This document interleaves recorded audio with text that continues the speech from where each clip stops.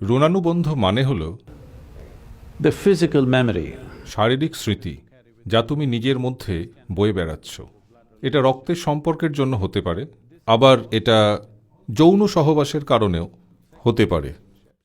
কিন্তু শরীরের এক ধরনের স্মৃতি থাকে, এটাকে জেনেটিক বা জিনগত স্মৃতি বলা ঠিক হবে না। রুণানুবন্ধ বাবা মায়ের থেকে সন্তানের মধ্যে আসা জেনেটিক বৈশিষ্ট্যগুলোর মতো নয়, এটা ওই স্তরের নয়।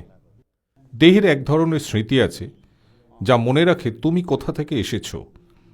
এটা ঠিক তোমার গায়ের রং কীরকম, তোমার নাকের আকার, তোমার দেহের গঠন, তোমার বর্ণ বা জাতি ঠিক ওরকম নয়। তুমি যদি কেবলমাত্র কারোর হাত ধরো, তুমি রুণানুবন্ধ সৃষ্টি করছো। এই জন্যেই তুমি যদি ভারতবর্ষে আসো, লোকে এরকম করবে।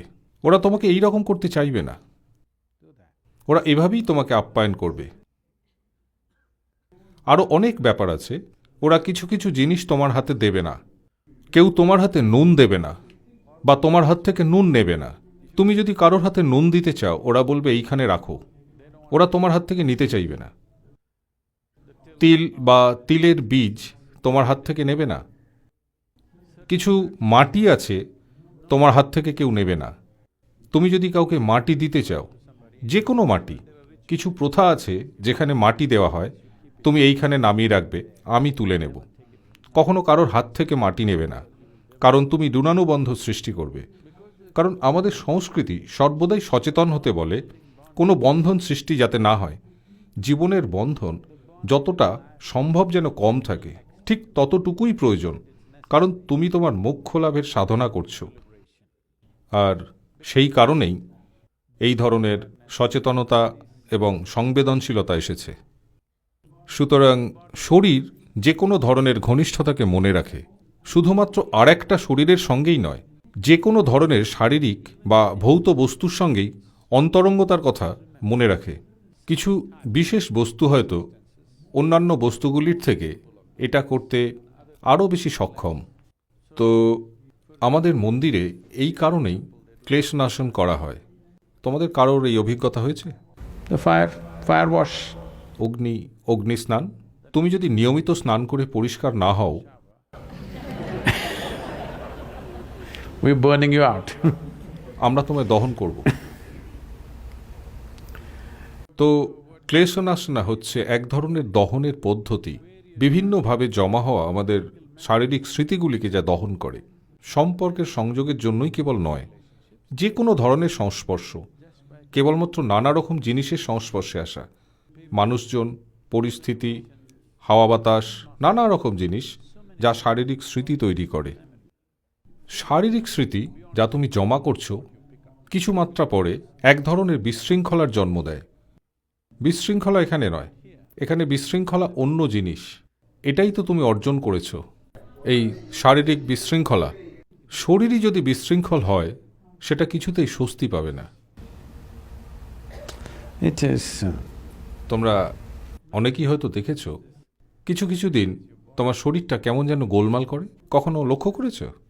যেখানেই বসবে কেমন যেন, অন্য একদিন বসে দেখবে। তো আমরা বিভিন্ন পদ্ধতি তৈরি করেছি পরিষ্কার হওয়ার জন্য। অগ্নিস্নান, বায়ুস্নান। সত্যি, অবশ্যই জলে স্নান তো রোজই করো। যখন তোমরা শুনেছ, একটা সময় ছিল যখন আমি অনেক সাধনার মধ্যে থাকতাম, তখন আমি দিনে 5 থেকে 7 বার স্নান করতাম। কারণ তখন আমার শারীরিক ক্রিয়া এতটাই সংবেদনশীল হয়েছিল যে, ধরো তুমি এই কুশনটার ওপর বসলে, এই কুশনটা তোমার ওপর কী প্রভাব ফেলছে সেটা নিয়ে তুমি সচেতন হয়ে যাবে। তাই তুমি পরিষ্কার হতে চাইবে। অন্তত শরীরে এইটুকু জল ঢালা, 5 থেকে 7 দিন প্রত্যহ, রোজ 7 বার। ঠিক এইভাবে হিসেব করে নয় যে আমাকে 5 থেকে 7 বার স্নান করতেই হবে, যখনই তোমার মনে হবে। বেশিরভাগ যোগীরাই দিনে 2 বার স্নান করে অন্তত পক্ষে। সাধারণত নদীতে একটা ডুব দেওয়া, অন্তত 1 বার নদীর প্রবাহে ডুব দেওয়া, যাতে তুমি সম্পূর্ণ পরিষ্কার হয়ে যাও। দক্ষিণ গোলার্ধ থেকে উত্তর গোলার্ধে পরিবর্তনের সময় যেটা এই হলো, আর আবার উত্তর থেকে দক্ষিণ এই জুন জুলাই এই সময়গুলো আমাদের গ্রীষ্মপ্রধান দেশে খুব জোরে বাতাস বয়। অন্তত ভারতবর্ষে তো বটেই। ভারতীয় উপমহাদেশে বায়ুপ্রবাহ খুবই জোরালো থাকে। তা খুব সাধারণ কিছু পদ্ধতি আছে যাতে ওই জোরালো বাতাসের মধ্যে গিয়ে দাঁড়াতে হয় বায়ু স্নান করার জন্য। যথাযথ বায়ু স্নান, তুমি দেখবে এটা তোমার উপর চমৎকার কাজ করবে। এটা চেষ্টা করে দেখো। যখনই খুব জোরালো বাতাস বইবে, ঢিলেঢালা পোশাক পরে ওখানে এমনি আধ ঘন্টা দাঁড়িয়ে থাকো, সচেতনতার সঙ্গে, চোখ বন্ধ করে এইভাবে। আর তারপর পিছন দিকে যাতে তোমার ওপর বেশ খানিকটা বাতাস প্রবাহিত হতে পারে। তুমি বাড়ি ফিরে দেখবে মনে হবে, আহ কি হালকা আর ভালো লাগছে। তুমি হয়তো এটা জানো না, সব সন্ন্যাসীরা, সব সাধু ও সন্ন্যাসীরা সবসময় খুব সূক্ষ্মভাবে ওই মাটি, ওই লাল মাটি ব্যবহার করেন ওনাদের জামা কাপড় রং করার জন্য। পুরো আশ্রমটাই এইভাবে রং করা, কারণ আমরা তো শুধু মাটি ব্যবহার করছি, তাই না? এই মাটিটা একটু আঠালো হয়, তাই রঙের মতো আটকে যায়। আশ্রমের সব ঘরই এইভাবে রং করা। আর আধ্যাত্মিক পথে চলা সব সাধু সন্ন্যাসী এইভাবে লাল মাটি, পরিশ্রুত মাটি দিয়ে ওদের জামা কাপড় পরিষ্কার করেন। তাই ওই রংটা ওইভাবেই আসে। সুতরাং হয় তোমার জামা কাপড় আলাদা ধোয়া উচিত, আর নয় প্রত্যেকবার মাটির আস্তরণ দিয়ে ধোয়া উচিত, যাতে কিনা যে একমাত্র ঋণানুবন্ধ তোমার এই ধরিত্রীর সঙ্গে রয়েছে, আশপাশের লোকজনের সঙ্গে নয়, জিনিসপত্রের সঙ্গে নয়, কেবলমাত্র পৃথিবীর সঙ্গেই। ওটা ঠিকই আছে, কারণ তুমি যদি এই ধরনের কাপড় পরো, এখানে মাটি শব্দটা অন্য অর্থে ব্যবহার হচ্ছে। যদি তুমি মাটি লাগা জামা কাপড় পরো,